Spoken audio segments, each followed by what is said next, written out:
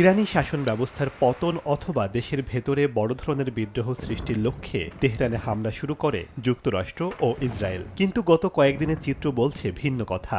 ইতিহাসের পৃষ্ঠা প্রমাণ করে যে বাইরের শত্রুর আঘাত সবসময় একটি জাতিকে ভেতরের বিভেদ ভুলিয়ে ঐক্যবদ্ধ করে। ইরানেও তার ব্যতিক্রম হয়নি। ইরানের যে তরুণরা কিছুদিন আগে সংস্কারের দাবিতে রাজপথে সরব ছিল, নিজ দেশে বিদেশি হামলার পর তারা এখন দেশের পতাকা হাতে সংহতি জানাচ্ছে।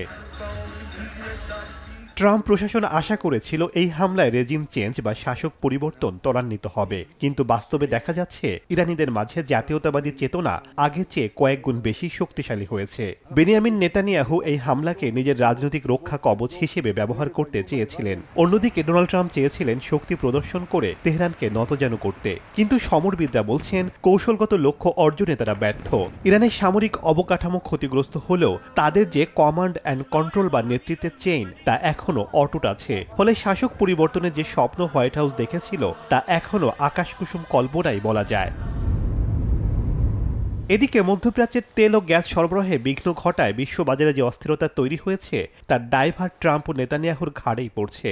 বিশ্লেষকরা বলছেন, বোমা মেরে হয়তো স্থাপনা ধ্বংস করা যায়, কিন্তু একটি জাতির আদর্শ বা দৃঢ় মনোবল গুড়িয়ে দেওয়া যায় না। দেশের মানুষের এমন দৃঢ় ঐক্যে ইরান এখন আরও বেশি রক্ষণাত্মক এবং আক্রমণাত্মক হয়ে ওঠার সুযোগ পেয়েছে। শেখ সাদি মারজান, সময় সংবাদ।